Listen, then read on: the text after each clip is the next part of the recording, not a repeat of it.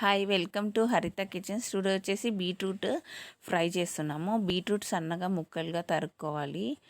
ఇలా సన్న సన్న ముక్కలు తరుక్కొని ఒక 2 టేబుల్ స్పూన్స్ ఆయిల్ వేసి దాంట్లో కొంచెం పచ్చిమిర్చి, ఆవాలు, జీలకర్ర వేసుకోండి. ఇలా వేగుతాయి కదా, వేగినాక కొంచెం చిటపట అనాలి. ఆ తర్వాత దీంట్లోకి బీట్రూట్ వేసుకుందాము. బీట్రూట్ బాగా కలుపుకోవాలి. పచ్చిమిర్చి, ఆవాలు, జీలకర్ర వేసి బీట్రూట్ ముక్కలు వేసి కలుపుకోవాలి.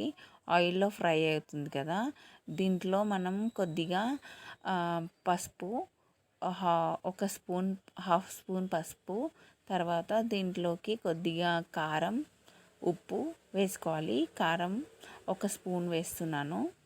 సో ఒక కారం, పసుపు వేసి బాగా కలుపుకోవాలి. ఉప్పు 1 స్పూన్ వేస్తున్నాను, కారం 1 స్పూను, హాఫ్ స్పూన్ పసుపు వేస్తున్నాను. సో ఇలా కలుపుకోండి. లైట్గా పసుపు, ఉప్పు, కారం వేసాను, కొంచెం పచ్చిమిర్చి వేసాను.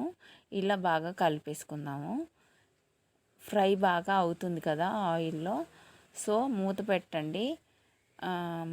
ఫస్ట్ ఇలా కలుపుతూ ఉండాలి, లేకపోతే అడుగంటుతుంది కదా, మాడిపోతుంది. సో ఏంటంటే ఇలా మెల్లగా కలిపేసుకోండి. నేను కారం స్పూన్ వేసాను, ఉప్పు ఒక స్పూన్ మీద కొద్దిగా వేసాను, అండ్ పసుపు వేసాను. సో ఇలా కలిపేసేసుకోండి. బాగా ఫ్రై అవుతుంది కదా, ఫ్రై అయినాక ఒక దాంట్లో బౌల్లో తీసుకుందాము. సో ఇలా beetroot blood, iron deficiency, anaemia ఉంటుంది కదా, రక్తహీనత. సో బీట్రూట్ తినడం వల్ల ఆ ప్రాబ్లం సాల్వ్ అవుతుంది. సో ఇంట్లో ఫ్రై చేసుకుంటే మంచి వేడి అన్నంలోకి సర్వింగ్ చేసుకోవచ్చు. వేడి వేడి బీట్రూట్ కర్రీ రెడీ.